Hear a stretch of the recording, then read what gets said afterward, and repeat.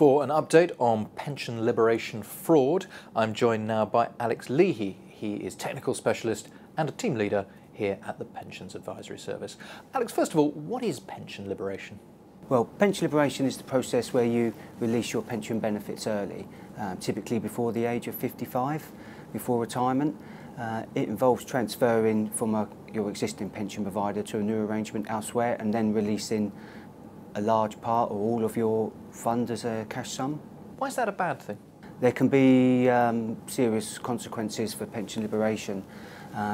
First of all, you could end up worse off in retirement. You only can take your pension benefits once, and if you've already taken them, they're not going to be there to take at retirement, so you're going to have a lot lower or even no income in retirement. That's one thing. They tend to attract relatively high charges. The person that's arranging the liberation for you will normally expect some kind of arrangement fee or a commission. There might be other deductions.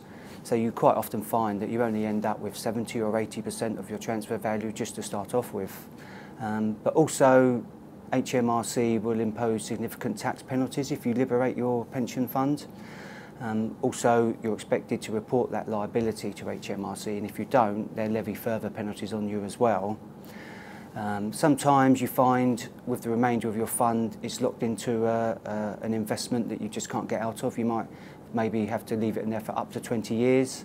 It might not be a suitable investment for you. You've got probably no or very little control over where it's invested, and even if you can subsequently transfer it, again, they'll probably look to impose certain penalties on you. But also, you're not likely to get any compensation for pension liberation. For instance, the fraud compensation scheme wouldn't apply to you, or very unlikely to. How are people finding out about these schemes? The current trend is for unsolicited phone calls and text messages. There's adverts on the internet that advertise pension loans, and even small adverts in national newspapers. What should people look out for?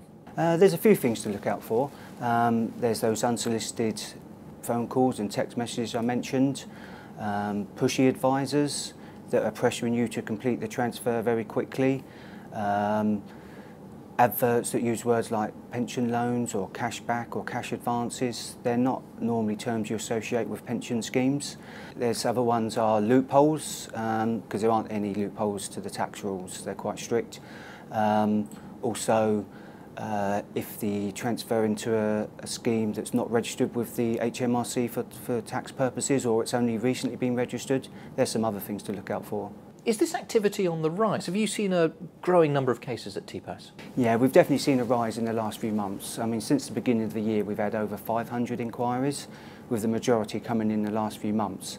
That might not seem that many, but no doubt there's a lot of arrangements involved and millions of pounds. The arrangements we're seeing these days are more sophisticated. Historically, when this sort of activity came to light about 10 or 15 years ago, they were relatively unsophisticated and were probably passed around by word of mouth.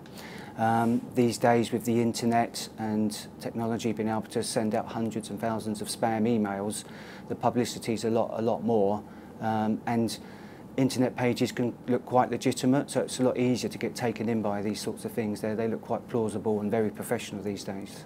If these schemes are so out in the open, what's being done about it? Well, there is a cross-government campaign about pension liberation. There's a few different organisations involved, and they've all got slightly different roles, but it includes organisations like ourselves, the Pensions Regulator, the Financial Conduct Authority, HMRC, the Serious Fraud Office, Action Fraud, organisations like that.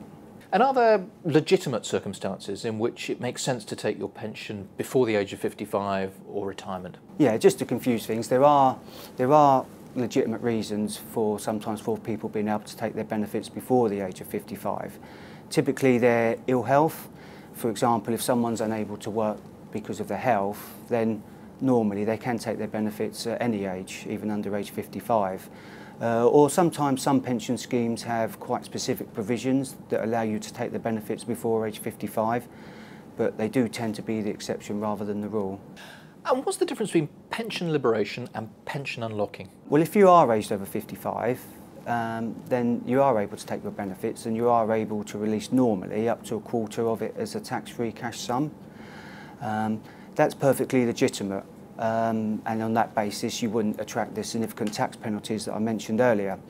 However, it is taking your benefits early again, so you have to be wary, because in the long term it might very well mean that you're worse off because your income in retirement is actually lower.